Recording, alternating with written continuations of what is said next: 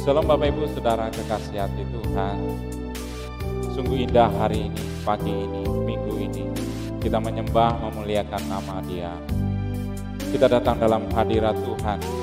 Kita merasakan bagaimana waktu kita memberikan korban pujian, persembahan kita yang terbaik. Kita rindu akan Tuhan. Kita rindu menyembah Dia. Bawa persembahan hidup buat Tuhan. Ku bawa kepadamu, oh Tuhan, persembahanku ini. Ku ingin Engkau menerima korban syukurku melalui pujian.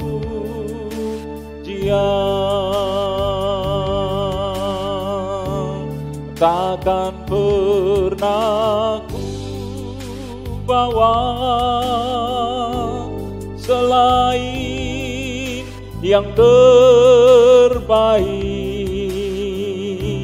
yang harum dan sejati di hadapan tatamu. Yesusku, terimalah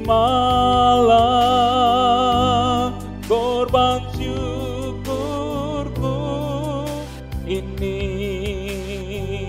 yang mengalir di hatiku sebagai penyembahanku. Terpujilah nama Dia, Allah segala Allah.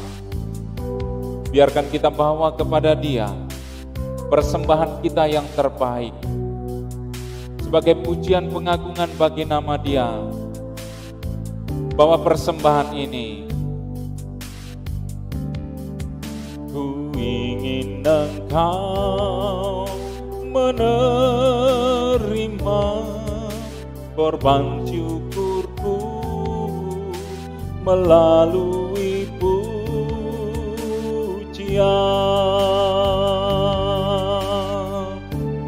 Takkan pernah ku bawa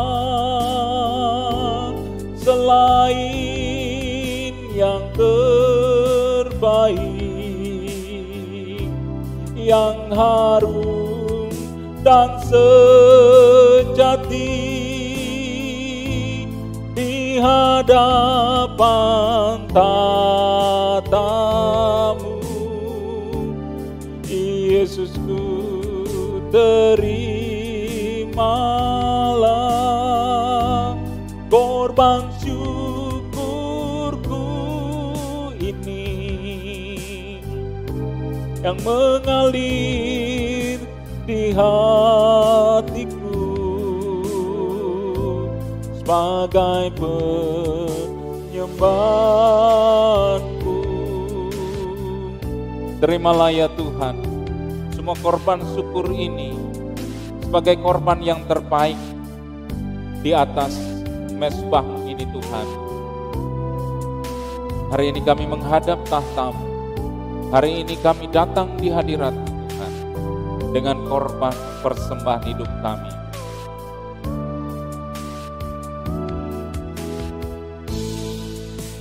Kami tidak akan pernah membawa selain yang terbaik Tuhan.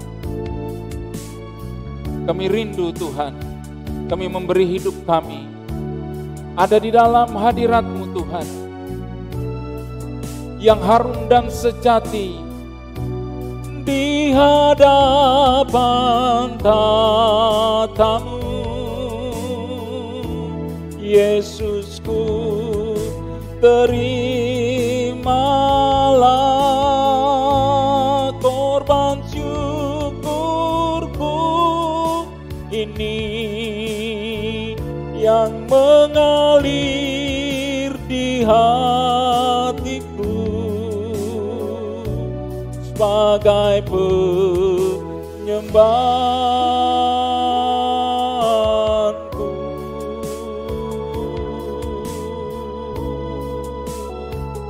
Terima kasih Yesus, terima kasih.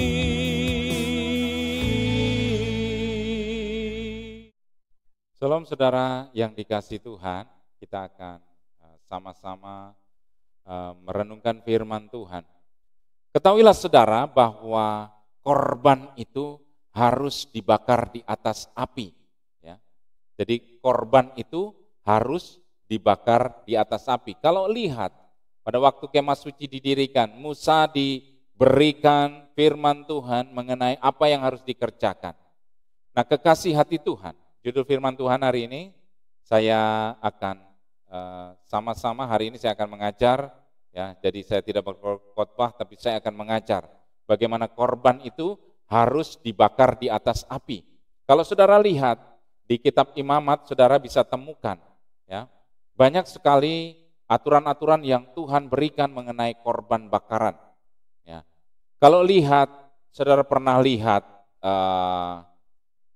kemah suci itu terdiri dari ada namanya korban mezbah ukupan, ada kolam pembasuhan, ada ruang suci, ruang maha suci atau ruang maha kudus, dan di situ ada pelataran juga di luarnya, saudara. Nah, inilah gambaran daripada kemah-kemah suci ketika Musa memimpin umat Israel, dan di situ ada yang namanya mezbah korban bakaran. Nah, kita mau belajar satu hal dari mezbah korban bakaran ini. Kenapa api itu penting untuk membakar setiap korban bakaran? Nah, kekasih hati Tuhan, korban dalam perjanjian lama, nah ini adalah salah satu gambaran mengenai apa denah daripada tabernakel Musa. Jadi kita harus tahu dulu konsepnya, bagaimana tabernakel Musa, kemah suci Musa didirikan atas perintah Tuhan. Jadi tidak semua orang bisa masuk di dalam ruang maha suci. Ya, hanya imam yang boleh, dan itu setahun sekali. Dan di ruang kudus, saudara, ya di situ ada juga yang namanya kaki dian, dan kemudian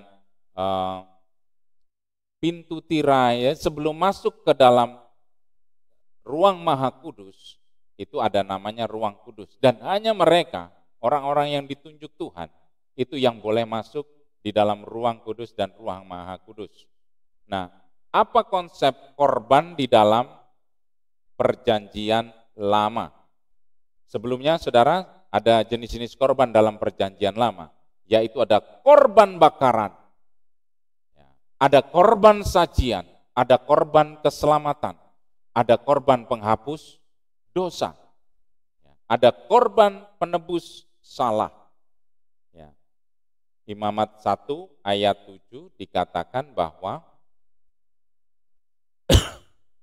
Imamat 1 ayat 7, saudara bisa baca sendiri. Imamat 1 ayat 7, anak-anak Imam Harun haruslah menaruh api di atas mezbah dan menyusun kayu di atas api itu. Ya, jadi korban-korban yang kita akan bahas mengenai korban bakaran. Kenapa api itu penting di dalam korban bakaran, ya. Jadi tadi kita lihat denahnya, kita lihat bagaimana setiap orang yang berdosa, setiap orang yang merasa bersalah, setiap orang yang bersyukur itu harus membawa yang namanya korban, dan kemudian diserahkan kepada imam, dan imam itu yang melakukan. Jadi pada waktu itu kita tidak bisa datang kepada Tuhan secara langsung, tapi melalui imam. Imam itu adalah representasi daripada kerajaan Allah, dan mereka melakukan tugas untuk memberikan persembahan dan memimpin dalam kehidupan kerohanian orang Israel. Nah, kekasih hati Tuhan, korban tadi seperti ada korban bakaran, korban sajian, keselamatan, penghapus dosa, penebus salah, itu diberikan kepada hewan, saudara, ya. Jadi artinya bahwa setiap kali mereka mau mempersembahkan korban, itu diwakilkan oleh kambing atau domba, itu dipersembahkan dan dibakar di dalam mezbah ukupan, saudara, ya. Tidak semua korban itu dibakar, ada sebagian yang diambil seperti ketika korban sajian, itu ada tepung, atau apa gitu ya, kemudian itu yang mewakili bahwa mereka menerima kesejahteraan yang berasal daripada Tuhan sebagai ucapan syukur, dan itu dibawa dalam mezbah ukupan. Kekasih hati Tuhan. Ada unsur di sini yang paling penting, yaitu adalah api. Setiap korban itu dibakar membutuhkan yang namanya api. Tadi Imamat 1 ayat 7 katakan, anak-anak Imam Harun haruslah menaruh api di atas mezbah itu dan menyusun kayu di atas api itu. Nadab dan Abihu pernah, saudara tahu toh kisahnya bagaimana ketika mereka tidak menjaga api di dalam mezbah ukupan itu menyala. Harus menyala terus menerus. Itu lambang daripada kehadiran Tuhan. Api itu melambangkan bagaimana roh Allah itu menyala-nyala atas Israel. Jadi itulah yang memimpin Israel. Makanya mezbah bakaran itu harus terus menyala. Sedangkan Nadab dan Abihu tidak menjaganya dengan baik sehingga akhirnya mati, saudara. Ketika mati, ya akhirnya apa? Mereka ambilkan sumber api lain. Padahal api yang dipakai di dalam mezbah itu adalah api yang kudus, yang ditentukan. Ya, mereka ambilkan api yang lain. Mungkin kalau zaman sekarang gitu diambil korek api dan di-dress gitu kan, kemudian dibakarkan. Api Tuhan tidak boleh mati. Karena itu akan mendatangkan malapetaka, mendatangkan kematian. Dan terjadi saudara, Nadab dan Abihu kemudian mati. Ya. Apa saudara? Mati. Nah, kekasih hati Tuhan dari cerita ini saudara, betapa pentingnya api di dalam mezbah ukupan itu saudara. Ya. Nah, Bapak Ibu Saudara kekasih hati Tuhan, api itu adalah bagian penting. Api ini adalah bagian penting untuk persembahan apapun. Ini melambangkan bahwa semua hasil pekerjaan yang kita persembahkan kepada Tuhan harus diuji dengan api. Ya. Jadi api itu menguji apakah persembahanmu murni atau tidak. Nah pada waktu itu kalau persembahan sedang dibakar, saudara, korban bakaran itu sedang menyala, ada yang namanya lemak hewan korban itu dan itu terbakar, baunya itu harum. Dan itu sangat menyukakan hati Tuhan.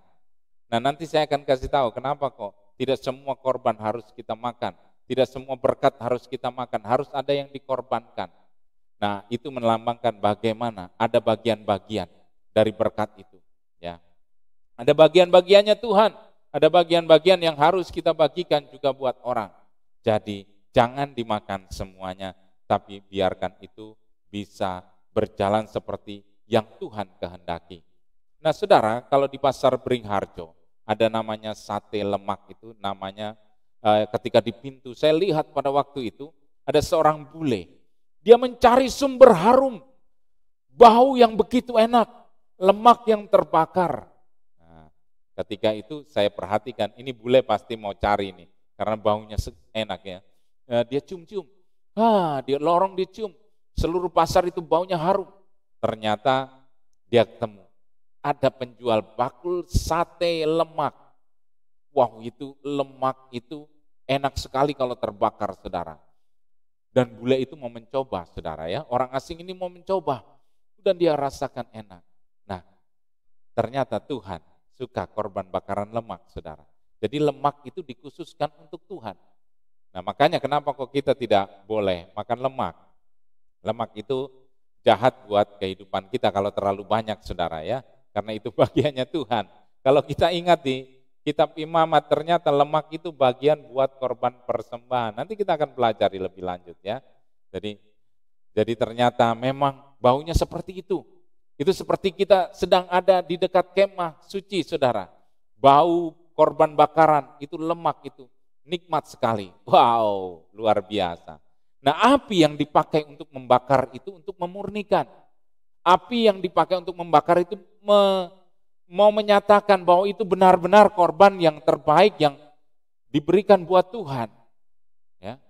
Nah, kekasih hati Tuhan, kita akan belajar lebih lanjut mengenai hal ini, saudara ya. Mengenai api ini ya. Mari kita baca saudara ya. Entahkah, kita lihat dulu di 1 Korintus 3 ayat 12 sampai 13. Kita lihat di sini 1 Korintus 3 ayat 12 sampai 13. Sama-sama kita baca, saudara di rumah juga siap untuk membacanya. Mari sama-sama. Entahkah orang membangun di atas dasar ini dengan emas, perak, batu, permata, kayu, rumput kering, atau jerami. Sekali kelak pekerjaan masing-masing orang akan nampak, karena hari Tuhan akan menyatakan, sebab ia akan nampak dengan api, dan bagaimana pekerjaan masing-masing orang akan diuji oleh api. Nah, itulah peranannya api, saudara. Peranannya api apa, saudara? Dia menguji setiap persembahan kita. Artinya apa, Bapak Ibu Saudara kekasih hati Tuhan?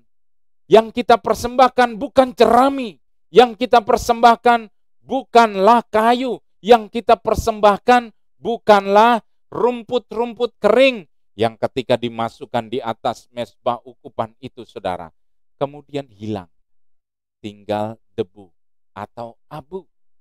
Ya. Tinggal sesuatu yang tidak berharga. Tapi berbeda ketika kita dibakar dengan api, apa yang terjadi? Yang tinggal adalah sisa. Emas tetaplah emas ketika dibakar, saudara ya. Dia tidak akan menguap menjadi abu, tapi dia tetaplah emas. Itulah yang Tuhan mau. Apakah persembahanmu adalah persembahan yang terbaik? Kenapa korban di dalam perjanjian lama, saudara, ditentukan?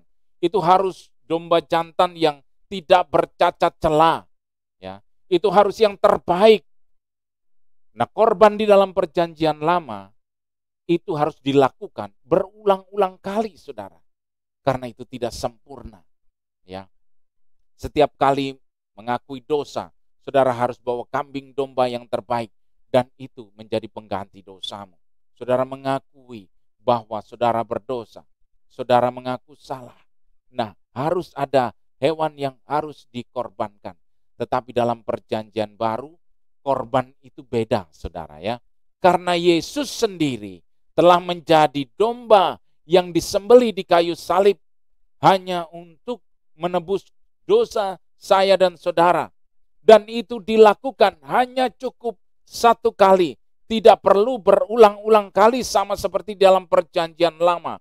Korban yang sempurna sudah diberikan buat setiap kita.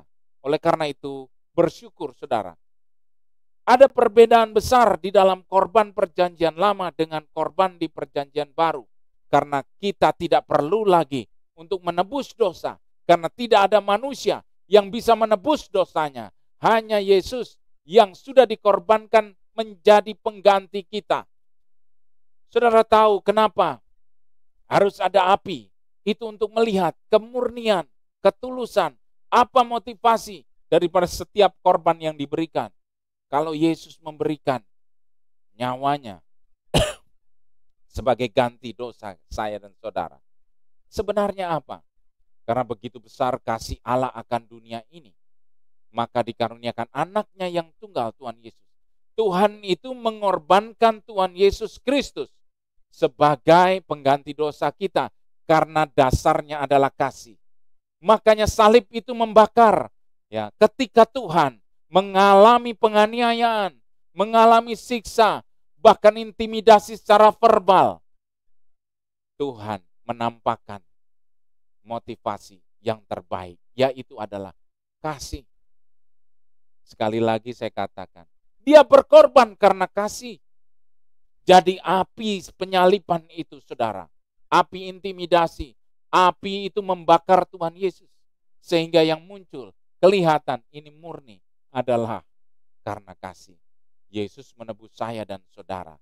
Dia mati menjadi pengganti dosa saya dan saudara. Menjadi domba yang dikorbankan seperti dalam perjanjian lama. Yang di dalam perjanjian lama itu hewan, saudara. Tapi Yesus ini, ya, dia adalah yang sempurna.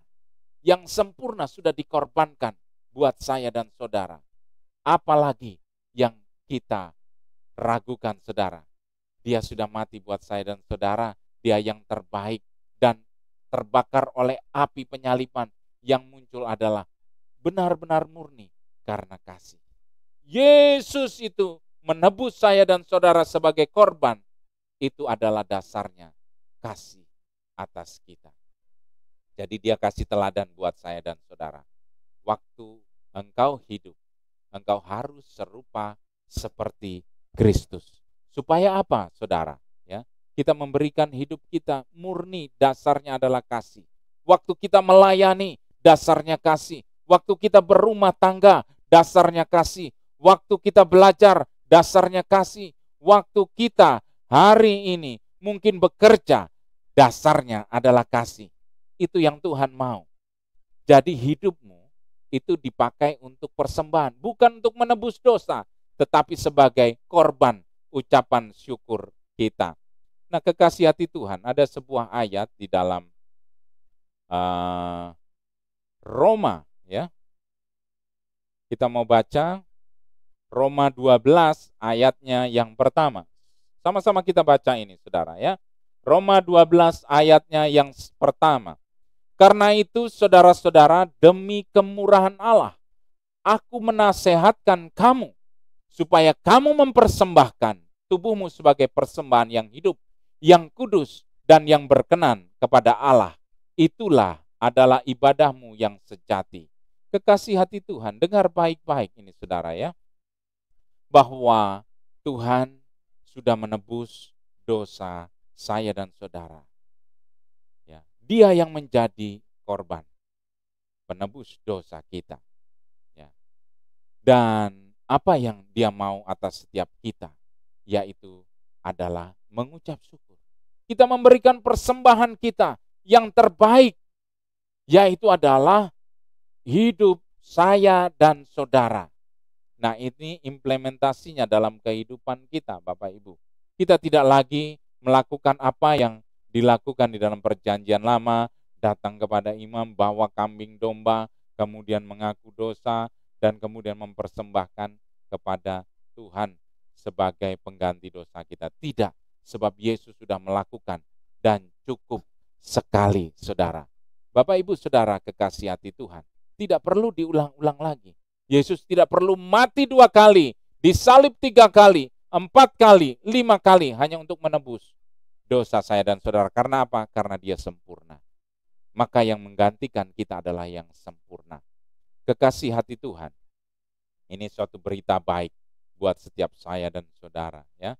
Apa yang kita lakukan adalah sebagai ucapan syukur, mempersembahkan hidup saya dan saudara. Semua yang terbaik itu harus kita persembahkan kepada Tuhan. Sebab Roma 12 ayat 1 ini menjadi satu dasar bahwa kita harus mempersembahkan tubuh sebagai persembahan. Nah, itu yang terbaik. Bukan hanya berbicara uang, harta, apa yang kamu miliki, ya, pekerjaan, semua, seluruh hidupmu. Semua hidup kita harus kita persembahkan buat kemuliaan Tuhan. Makanya tidak ada bicara masalah, ya, kalau kita bicara ini bidang sekuler, ini bidang rohani. Enggak, seluruh hidup kita harus untuk kemuliaan Tuhan. Tidak bisa dibedakan karena ini sekuler, karena ini rohani, maka dipisahkan. Tidak, semua hidup kita harus memancarkan sebagai ucapan syukur kita kepada Tuhan. Ya, jadi supaya nama Tuhan dipermuliakan. Dalam pekerjaanmu, tampilkan bahwa engkau anak-anak Allah, hidup jujur, tidak korupsi, rajin, giat bekerja, ya. Bukan hanya ketika pemimpin ada, tapi ketika pemimpin pun tidak ada, saudara tampilkan yang the excellent, ya, yang terbaik. Itu namanya kamu mempersembahkan hidupmu buat Tuhan, yang terbaik, ya. Waktu engkau sedang studi, ya, persembahkan semua pikiranmu, daya juangmu buat Tuhan. Jangan malas-malas belajar, ya. Dengar-dengaran akan apa kata dosen, kata guru, lakukan semua tugas-tugasmu. Jangan engkau aktif di pelayanan, tapi di dalam prestasi, di akademismu, dalam pelajaranmu, nilaimu anjlok semua. Itu kita tidak mencerminkan bahwa hidup kita persembahkan sebagai ucapan syukur kepada Tuhan. Kalau dulu kita harus pakai kambing domba, sekarang kita pakai hidup kita semuanya. Cerminkan itu sebagai korban ucapan syukur. Karena Tuhan lebih dahulu Dia mengasihi saya dan saudara menjadi korban. Gantikan semua dosa kesalahan kita. Jadi hidupmu bukanlah milikmu lagi, tapi adalah milik Kristus. Oleh karena itu pancarkan hidup kita sebagai milik Allah. Jadi sekali lagi, jangan bedakan antara ini rohani, ini sekuler. Tapi nyatakan bahwa hidup kita dimanapun berada, kapanpun kita ditempatkan, selalu memancarkan kehidupan Allah di dalam kehidupan saya dan saudara. Ya, sangat indah saudara ya. Dunia akan menjadi sangat indah ketika anak-anak Allah mencerminkan siapa Bapaknya. Ya. Baik, persembahkan tubuhmu sebagai persembahan yang hidup. Yang hidup artinya bukan yang mati, tetapi berbuat sesuatu, melakukan sesuatu. Yang kudus artinya tidak bercacat celah. Kudus artinya tidak melakukan dosa. Upayakan hidupmu untuk hidup benar dan kudus. Dan berkenan kepada Allah. Itulah ibadahmu yang sejati. Jadi kalau saudara dan saya mencerminkan anak Allah yang kudus, anak Allah yang hidup, yang berkenan, kita sedang beribadah. Jadi ibadah itu bukan hanya saudara datang ke gereja, berdoa, menyanyi. Enggak. Seluruh kehidupan kita adalah ibadah yang sejati. Waktu kita berikan kepada Tuhan. Katakan amin. Nah Bapak Ibu Saudara kekasih hati Tuhan. Kita percaya bahwa waktu kita memberikan hidup saya dan saudara itu adalah sedang memberikan korban persembahan yang terbaik. Saudara kita lihat Imamat 1 ayat 8. Kita mau belajar mengenai konsep daripada apa yang dikatakan perjanjian lama. Sebenarnya saudara ada kesalahan di dalam banyak orang mengartikan bahwa ketika Yesus sudah memberikan perjanjian baru, memateraikan kita dalam perjanjian keselamatannya, maka Taurat tidak berlaku, maka perjanjian lama tidak berlaku. Salah saudara. Jadi perjanjian lama itu adalah gambaran mengenai apa yang dikatakan Yesus. Tidak ada bahwa Yesus meniadakan satupun hukum Taurat, tidak. Tapi Dia menggenapi. Nah, ketika kita belajar daripada korban mezbah bakaran ini, saudara, Tuhan mau kasih tahu. Jadi bukan terus meniadakan, tapi Yesus menggenapi seluruhnya. Ya, di dalam Imamat 1 ayat 8 dikatakan bahwa dan mereka harus mengatur potongan-potongan korban itu dan kepala serta lemaknya di atas kayu yang sedang menyala di atas mezbah itu. Oleh karena itu, saudara, setiap persembahan itu harus diatur baik-baik, kayunya diatur, dan yang dipersembahkan itu, saudara, adalah bagian-bagian yang Tuhan mau, saudara. Ya, bagian-bagian yang Tuhan mau dalam mezbah bakaran itu harus ditata. Persembahan kita pun harus ditata. Itu maknanya, saudara, bahwa hidupmu harus ditata dengan baik sebagai persembahan. Dan yang harus diberikan adalah nanti disusun ada kepala, ada lemak, ada namanya betis, ada namanya isi perut. Itu akan dibakar di dalam mezbah bakaran. Ya, Imamat 1 ayat 8, dan mereka harus mengatur potongan-potongan korban itu dan kepala serta lemaknya di atas kayu yang sedang menyala di atas mezbah. Kekasih hati Tuhan, itu jadi harus diatur semuanya, ada bagian kepala, lemak, isi perut, dan betis. Nah, ternyata ada makna rohaninya di sini, saudara. Kenapa kepala? Kenapa lemak? Kenapa isi perut? Kenapa betis? Ya, coba kita lihat ya. Itu nanti saudara bisa baca di Imamat 1 ayat 8 ya. Ada kepala, lemak, isi, dan betis, saudara. Ya. Baik saudara, kita bahas satu persatu. Bahwa imamat ini menjadi bayangan, gambaran apa yang harus kita persembahkan dan kenapa harus dibakar di dalam mezbah ukupan, di dalam namanya mezbah bakaran. Ya. Mari kita lihat dari unsur kepala, apa yang firman ini mau berikan. Di dalam kepala yang dibakar itu saudara, dibakar di dalam meja api itu saudara, itu terdiri dari apa saudara? Otak. Kemudian ada bagian telinga, ada bagian mata, ada bagian lidah. Itu yang Tuhan kehendaki. Jadi Tuhan menghendaki yang namanya otak kita, telinga kita, mata kita, dan lidah kita. Nah, kekasih hati Tuhan. Maaf. Bagian otak itu terdiri dari pikiran. Di situ adanya pikiran kita. Makanya kalau orang itu bodoh, orang itu tidak bisa yang namanya melakukan banyak hal, orang kemudian mengolok-olok nggak punya otak loh. Kenapa? Karena dia tidak bisa berpikir. Ya, otak ini bagian pikiran ya.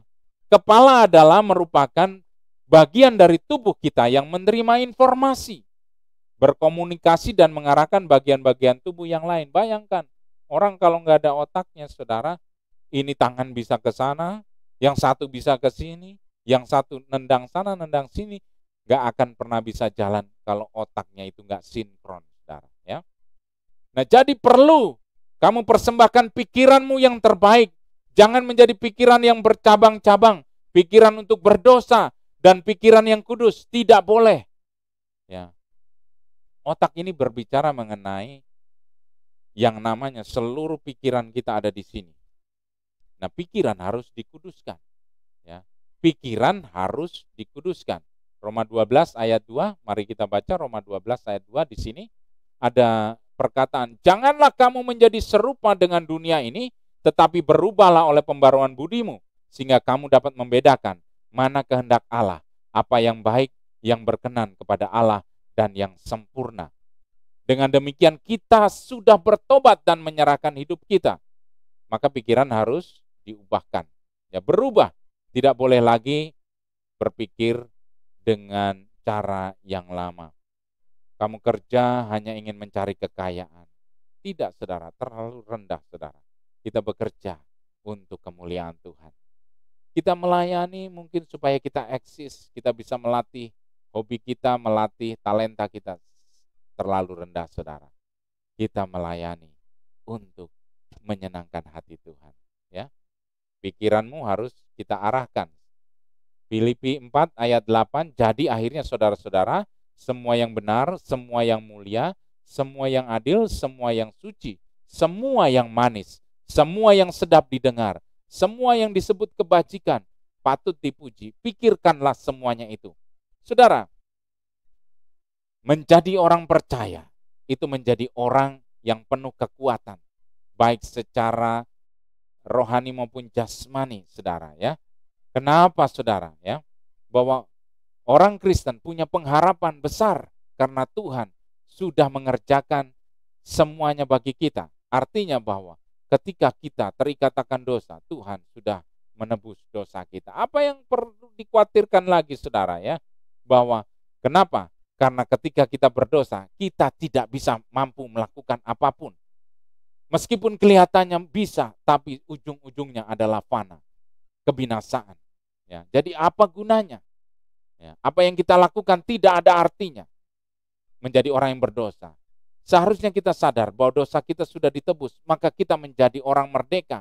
Orang merdeka yang bisa melakukan, bukan melakukan dosa, tapi melakukan apa yang Bapa mau. Ketika kita terikat dosa, kita susah untuk melakukan apa yang Tuhan mau. Baru saja mau melayani, saudara terganjal dengan masalah ini, masalah itu, karena itu dosa. Tapi ketika saudara minta pengampunan, Yesus mengampuni. Dia menebus dosa saya dan saudara. Itu membuat kita dibebaskan, sehingga kita bisa melakukan banyak hal seperti yang Tuhan mau. Nah, kekasih hati Tuhan, ada hal lagi, saudara. Menjadi orang yang memiliki pikiran Kristus adalah memiliki pikiran yang progresif jauh ke depan. Jauh dari kekhawatiran, sebab ada harapan bersama Tuhan. Selalu ada pengharapan. Saya katakan, orang yang tidak pernah punya pengharapan, dia akan mati saat itu juga. Artinya, mati secara rohaninya. Tidak ada semangat, dan itu lama-kelamaan membuat mati secara jasmani. Orang yang tidak punya pengharapan akan cepat mati. Nah, saya katakan demikian, Bapak Ibu Saudara, ya. Nah, kalau kita lihat ya, apakah pikiran kita selehkan atau letakkan di bawah kaki Kristus. Kita letakkan supaya pikiran Kristus ada buat saya dan saudara. Ya, itu artinya pikiran kita kuat, pikiran kita kudus, bukan memikirkan hal-hal yang buruk. Bahkan ketakutan itu adalah hal-hal yang buruk. 99% ketakutan itu tidak pernah terjadi. Itu adalah intimidasi iblis buat kita. Tapi ketakutan itu bisa terjadi ketika engkau imani. Ayub berkata, apa yang kutakutkan itu yang mendatangiku. Artinya bahwa ketika kita imani pikiran kita bahwa ketakutan itu akan datang buat kita, malapetaka yang mungkin menyeramkan, mungkin ada bencana-bencana yang engkau ikut ramalan-ramalan, peramal-peramal dunia. Saudara mengikuti ramalan-ramalan dunia yang menakutkan, maka itu yang akan datang buatmu. Ya. Sekarang dengarkan saja firman Tuhan. Biarkan firman Tuhan yang menguasai pikiran kita. Dan itu yang akan kita berikan buat Tuhan.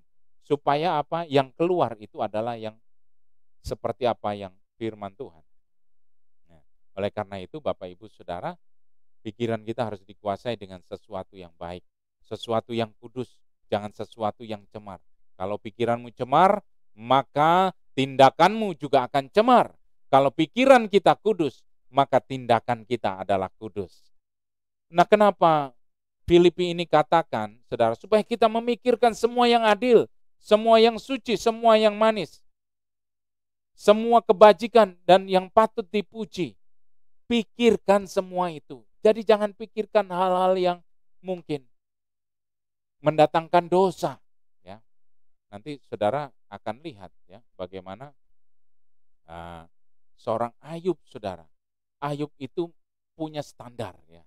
Dia menjaga hidup kudus meskipun api itu membakarnya dan akhirnya dia tampil menjadi emas ya.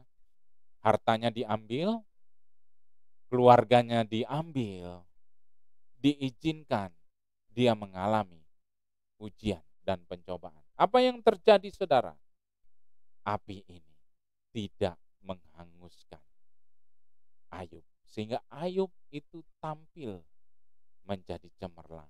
Dia diberkati berpuluh-puluh kali lipat dari sebelumnya.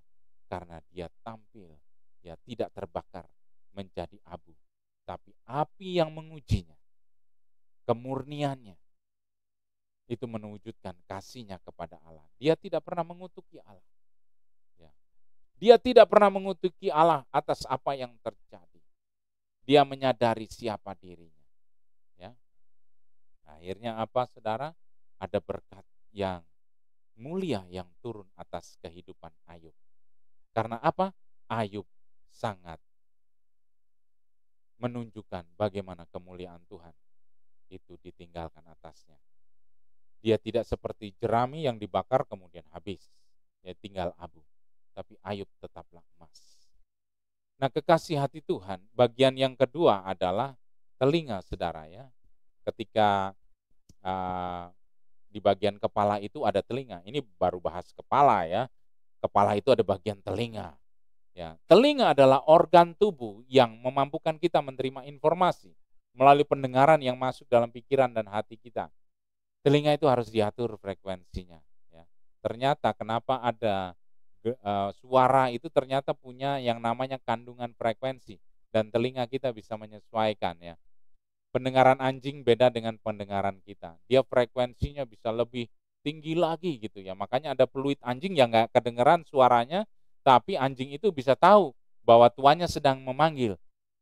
Disemprit gitu kita nggak bisa dengar, tapi anjing itu bisa dengar. Ya.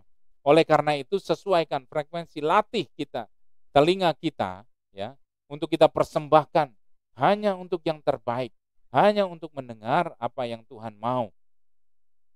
Nah, di dalam Yesaya 50 ayat 4, saudara bisa baca di paparan ini, saudara ya. Tuhan Allah telah memberikan kepadaku lidah seorang murid, supaya dengan perkataan aku dapat memberi semangat baru kepada orang yang letih lesu Setiap pagi ia mempertajam pendengaranku untuk mendengar seperti seorang murid. Kekasih hati Tuhan, dengar baik-baik ya. Telinga itu harus dilatih setiap pagi, setiap hari itu dipertajam mendengar firman Allah. Kalau mau hidupmu dipersembahkan kepada Allah, maka kuduskan dulu saudara, telingamu. Kalau kamu mau dipakai sebagai ucapan syukur kepada Allah hidupmu, sebagai korban persembahan syukur, karena Allah telah menebus dan menyelamatkan kita, maka kuduskan telinga. Latih telinga kita untuk mendengar. Ya. Kalau saudara dengar firman Tuhan, ingat firman Tuhan katakan apa?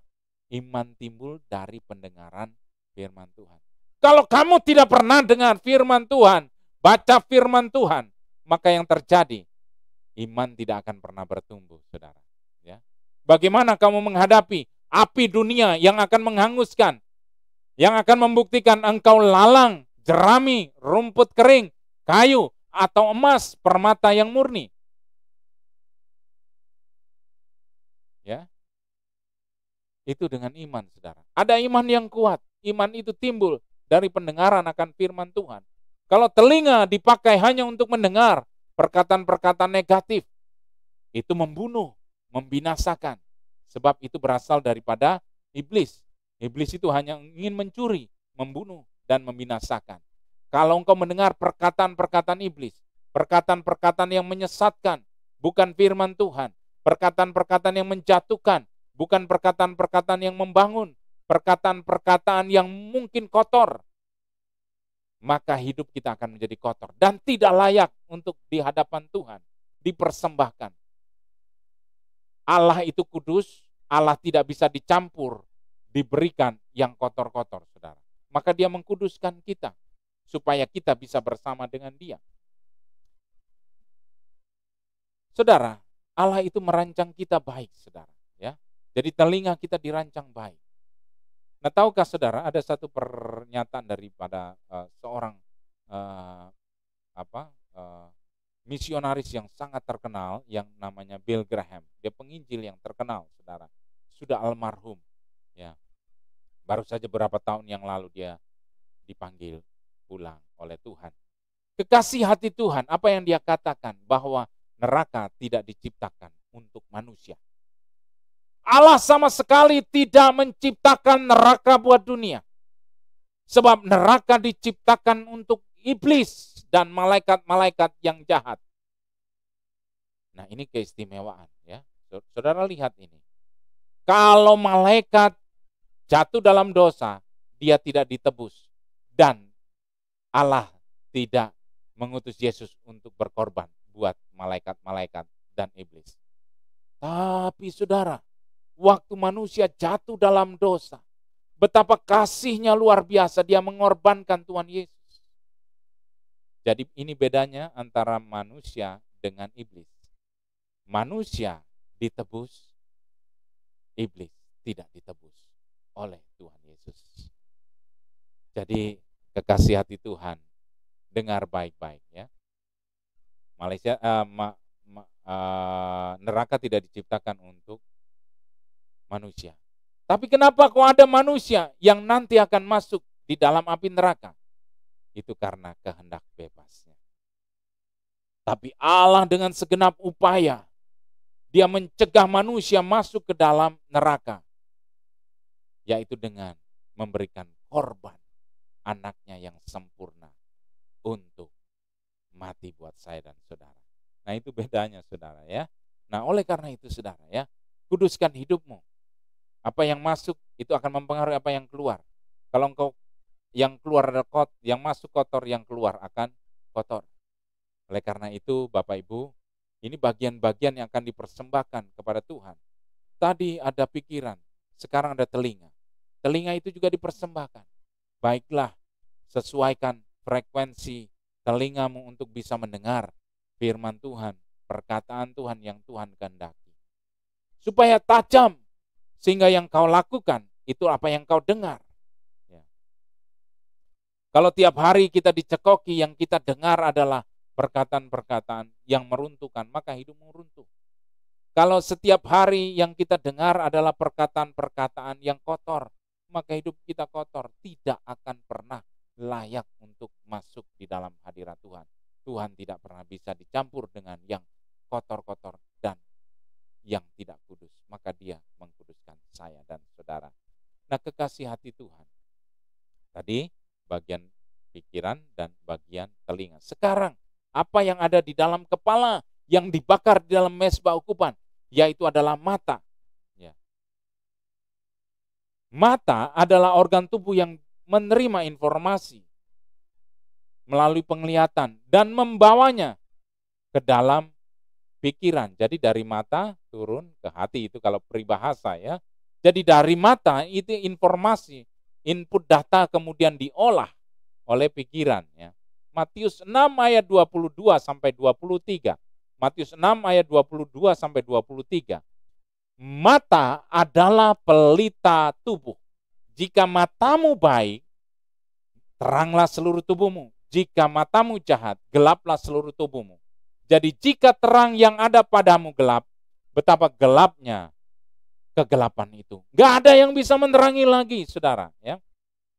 Gak ada yang bisa menerangi lagi kalau mata kita sudah gelap. Betapa pentingnya mata untuk dikuduskan, untuk kita persembahkan di mezbah korban bakaran sebagai ucapan syukur. Jangan mata kita menjadi pusat input kekotoran dan dosa. Ya. Jadi buat mata dibatasi. Walaupun mata itu bisa melihat apapun, tapi batasi. Lihat, Ayub pernah berkata begini. Ayub 31 ayat 1 dikatakan, aku telah menetapkan syarat bagi mataku. Masakan aku memperhatikan anak darah. Ayub ini kurang apa, saudara? Kaya raya, ya. Dia punya banyak sekali harta, ya. Banyak gadis-gadis mungkin yang akan menggoda dia. Tapi Ayub menutup matanya, melihat wanita-wanita, gadis-gadis muda yang cantik-cantik. Ya, untuk mengkuduskan matanya supaya tidak cemar sehingga hidupnya kotor di hadapan Tuhan. Nah, koreksi buat setiap kita, apakah kita sudah menjaga mata kita? Nah, kalau laki-laki mungkin banyak tergoda dengan sesuatu hal yang cantik-cantik, sesuatu yang sangat menarik, seksi dan lain sebagainya yang mengundang dosa seksual dalam kehidupan kita. Atau wanita lebih banyak memandang hal-hal yang berbau duniawi, yang itu menggiurkan. Ya, ada tas harganya, wow, fantastis, ada tas kok harganya 500 juta ya. Itu tas terbuat dari apa, saudara ya? Wah, ada hal-hal yang kalau dia tidak miliki, dia tidak damai sejahtera. Nah, itu juga, mata itu pusatnya dari mata. Ya, mata kemudian terjun ke dalam hati dan pikirannya, sehingga dia mengingini. Ya. Dan itu membuat yang namanya Allah disingkirkan. Dia lebih mengingini barang itu daripada dia hidup di dalam Tuhan. Kasih hati Tuhan. Banyak orang, ya kalau kita lihat di cerita-cerita, banyak orang korupsi. Kenapa? Karena istrinya menuntut. Minta dibelikan ini, minta dibelikan itu, ya itu sinetron banget gitu ya. Ya itu seperti itulah contohnya gitu ya. Jadi Bapak Ibu, kekasih hati Tuhan, jaga mata. Punya standar mata. Apa standar matamu? Apakah matamu kudus atau tidak? Jangan sampai tidak layak untuk kita persembahkan kepada Tuhan. Sebab api itu akan membakar dan menunjukkan apakah matamu kudus atau tidak. Ya. Kekasih hati Tuhan, bagian yang keempat adalah lidah. Coba saudara lihat, bagian lidah. Lidah adalah organ tubuh yang menyampaikan apa yang ada dalam hati dan pikiran kita kepada orang lain. Jadi waktu kita berbicara, ini peranan lidah. Tidak ada saudara orang berbicara tidak pakai lidah.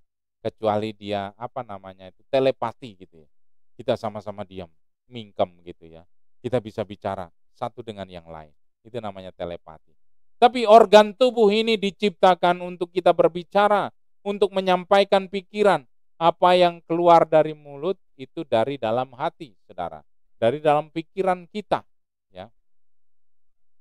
Di dalam Amsal 18 ayat 21 dikatakan, hidup dan mati dikuasai oleh lidah.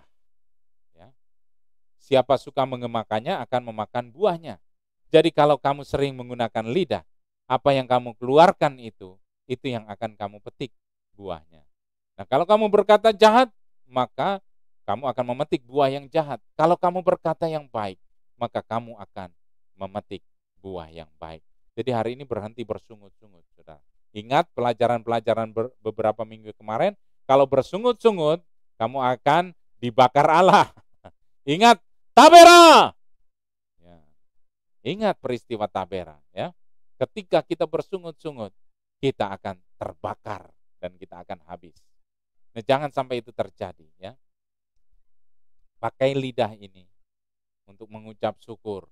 Terima kasih Tuhan, haleluya, puji Tuhan. Meskipun keadaan tidak baik, saudara, kebahagiaan itu tidak ditentukan sesuatu yang fana. Pelajaran minggu kemarin, kebahagiaan tidak ditentukan yang fana. Kalau yang fana itu hilang, maka kebahagiaanmu hilang. Nah, kebahagiaan ditentukan oleh Allah. Allah tidak bisa hilang, maka kebahagiaanmu tidak akan pernah hilang. Nah, kekasih hati Tuhan, bersungut-sungut itu akan mendatangkan malapetaka. Kalau lidah kita juga dipakai untuk hal-hal yang negatif, berbicara kotor, sumpah serapah, ya. Kemudian kita latah gitu ya. Kalau ada apa-apa gitu ya, oh anjay gitu ya. Ini kata-kata saya ucapkan ini enggak apa-apa, saudara ya, memberi contoh gitu ya. Banyak anak-anak muda sekarang itu ya, itu artinya apa sih gitu ya. Itu kan binatang, saudara. Atau kampret gitu kan. Nah, Bapak Ibu Saudara kekasih hati Tuhan, mulai reduksi hal-hal ini. Karena ini mau kita persembahkan.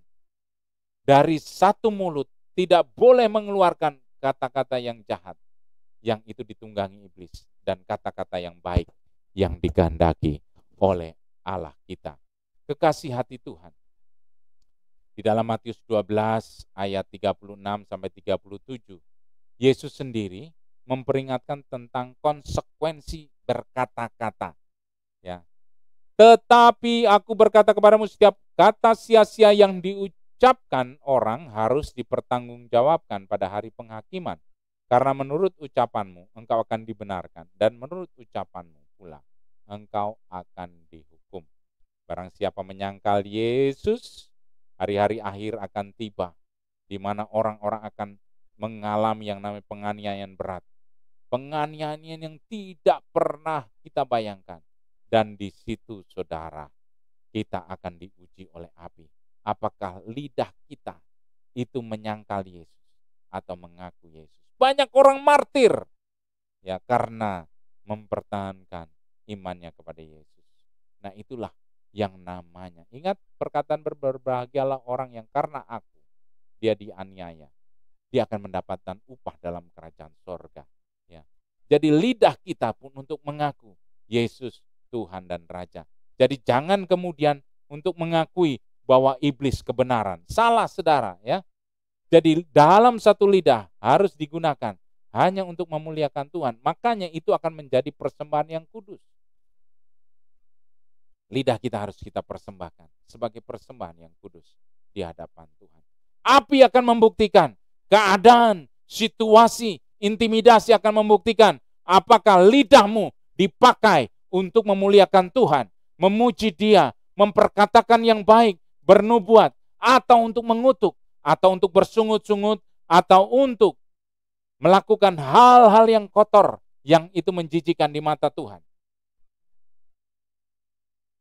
Kekasih hati Tuhan, jangan lakukan hal ini saudara ya. Dari satu lidah harus kita pakai untuk kemuliaan Tuhan. Itu makanya akan menjadi korban yang terbaik. Korban persembahan yang terbaik.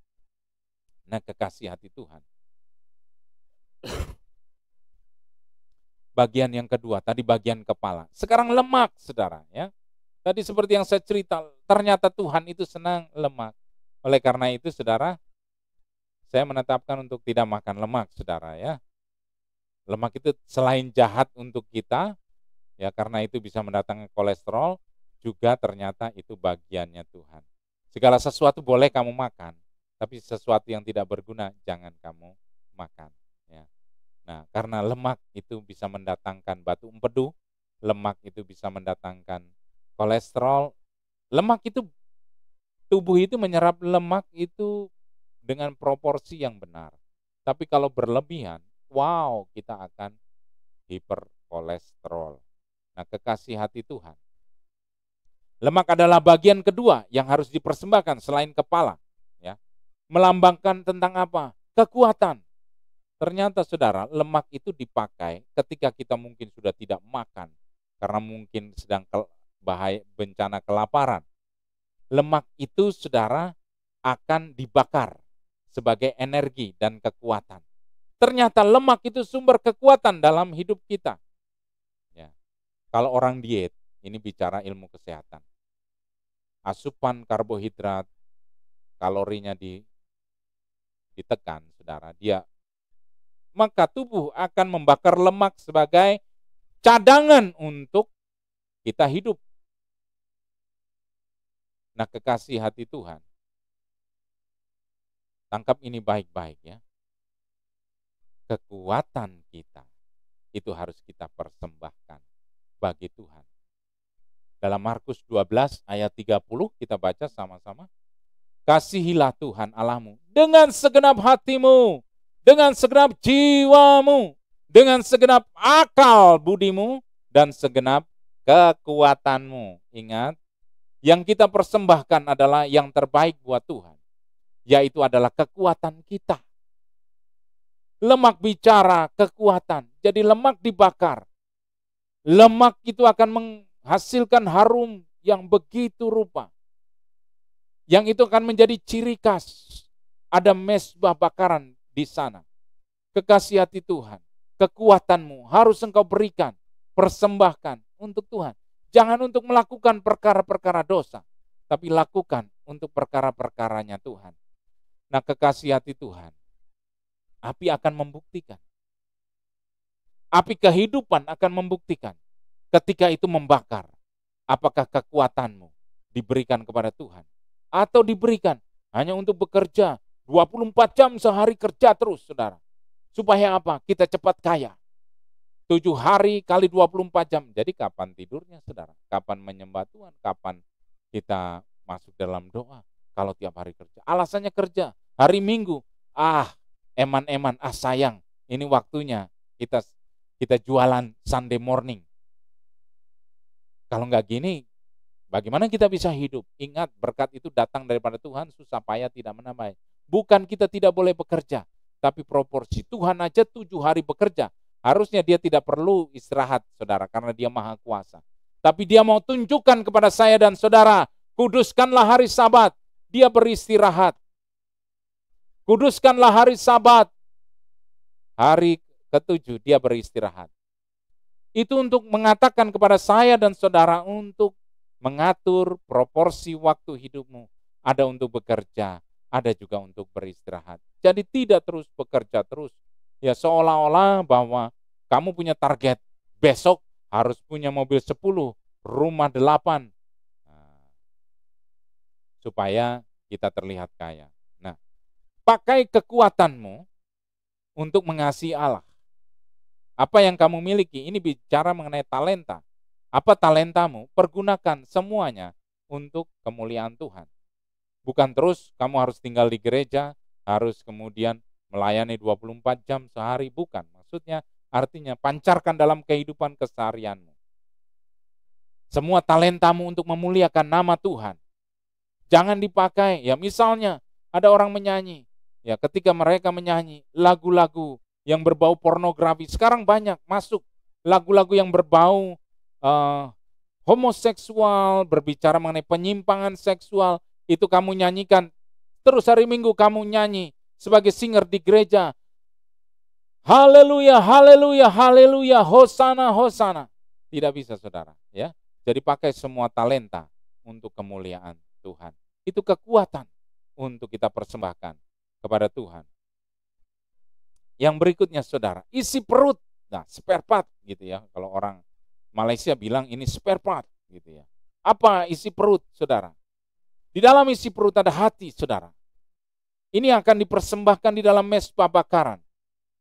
Hati adalah bagian dari isi perut. Hati adalah pusat daripada tubuh, merupakan pusat keberadaan kita, dan dari dalamnya mengalir perkara-perkara kehidupan. Lihat Amsal 4 ayatnya yang ke-23.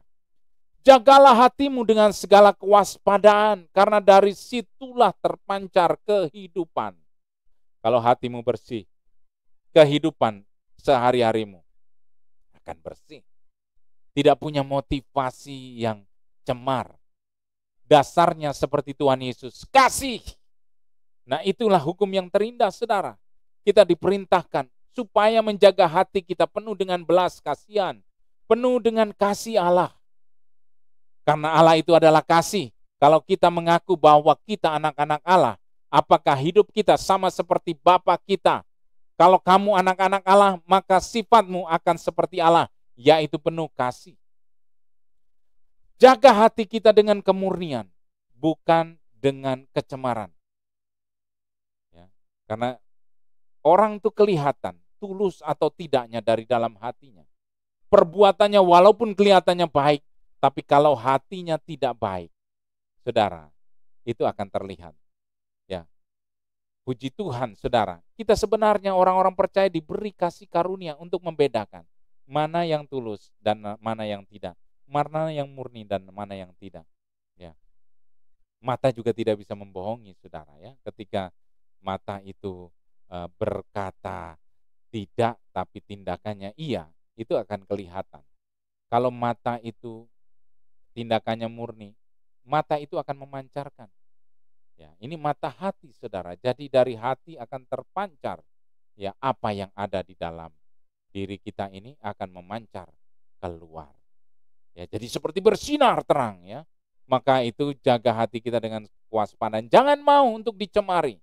Dari situ terpancar kehidupan. Kalau hati busuk, saudara, tidak layak untuk dipersembahkan kepada Tuhan.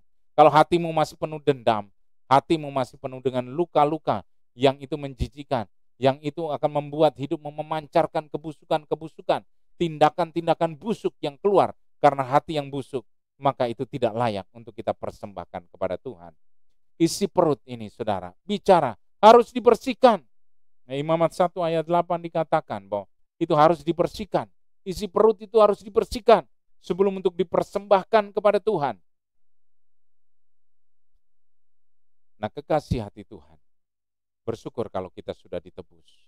Persembahkan hidup kita, hati kita buat Tuhan. Kekasih hati Tuhan. Bagian yang keempat, yang terakhir, saudara, adalah betis. Nah, jadi saudara tahu tuh sekarang apa yang ada di dalam mezbah bakaran itu? Pertama adalah kepala, kedua lemak, ketiga adalah isi perut, dan keempat adalah betis. Ini dibakar dan itu akan menimbulkan bau-bauan yang begitu nikmat sekali, saudara ya. Wow, gitu ya.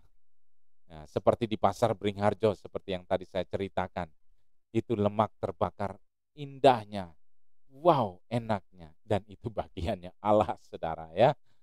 Itu bagiannya Allah, supaya yang terbaik kita berikan kepada Allah. Nah, betis ini, saudara, betis ini adalah lambang ya perjalanan kehidupan kita sehari-hari dan perjalanan rohani kita. Karena betis atau kaki ini membawa kita ke banyak tempat, baik secara natural maupun spiritual. Maka dari itu banyak sekali peringatan tentang perjalanan hidup. Tuhan berfirman kepada Abraham, hiduplah atau berjalanlah di hadapanku dengan tidak bercela. Jadi dalam kehidupan ini, Abraham dituntut untuk tidak bercacat celah. Waktu melakukan ini, melakukan itu, jangan sampai salah jalan.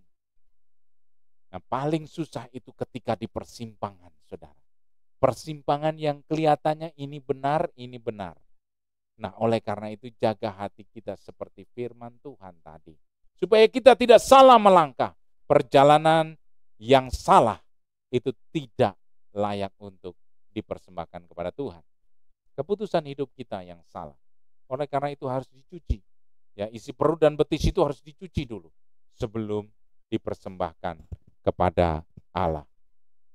Nah, kekasih hati Tuhan di dalam Imamat 26 ayat 3, Imamat 26 ayat 3 dikatakan, jikalau kamu hidup menurut ketetapanku, atau jikalau kamu berjalan menurut ketetapanku dan tetap berpegang pada perintahku serta melakukannya. Nah, inilah berkat Tuhan turun, saudara. Ketika kita sungguh-sungguh berjalan di dalam ketetapan, artinya apa? Ibarat rel, saudara. Rel itu adalah ketetapan. Waktu kereta api berjalan seperti di dalam rel itu, saudara, maka dia akan mengikuti kemana rel itu pergi. Dan dia akan sampai kepada stasiun yang direncanakan. Nah, kalau kita berjalan di luar rel, saudara, apa yang terjadi? Kereta kalau berjalan di luar rel, maka dia pertama tidak akan pernah lanjut berjalan, dia terperosok, terguling, dan berhenti, dan tidak pernah sampai. Nah, kekasih hati Tuhan, perhatikan ini baik-baik ya. Jangan sampai kamu keluar daripada jalur ketetapan Tuhan waktu berjalan. Karena kita mau hidup kita ini dipersembahkan buat Tuhan. Ya, jangan sampai kehidupan kita berliku-liku, walaupun berliku-liku asalkan itu ikut rel, maka kita akan selamat. Tapi kalau kita berjalan di luar rel, maka kehidupan kita akan terperosok dan tidak akan pernah mengalami yang namanya sampai di stasiun tujuan. Hidup kita tidak layak untuk dipersembahkan sebagai persembahan yang hidup dan berkenan di hadapan Tuhan. Nah, puji nama Tuhan, saudara. Ya, dari 4 hal ini, itu yang akan dibakar oleh api-api yang akan dikirimkan Tuhan, itu akan menguji kehidupan saya dan saudara. Tadi ada kepala, yang itu terdiri dari telinga, pikiran, mata, dan lidah kita. Ya. Roma 12 ayat 1 katakan, persembahkanlah tubuhmu sebagai persembahan yang hidup. Artinya, kita tidak lagi menebus dosa kita, karena tidak akan bisa. Tidak seperti ketika dalam perjanjian lama. Tapi Tuhan mau hidup kita dibakar sebagai korban persembahan kepada Dia. Sebagai ucapan syukur, karena Yesus sudah menebus dosa saya dan saudara.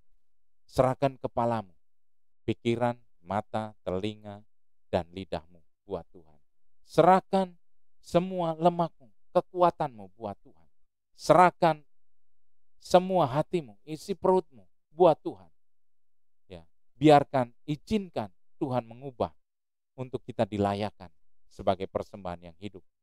Dan juga, saudara, kehidupanmu. Berjalanlah menurut kehendak Tuhan. Maka itulah yang dinamakan persembahan yang hidup. Kita hanya mau berjalan bersama ketetapan-ketetapan Tuhan.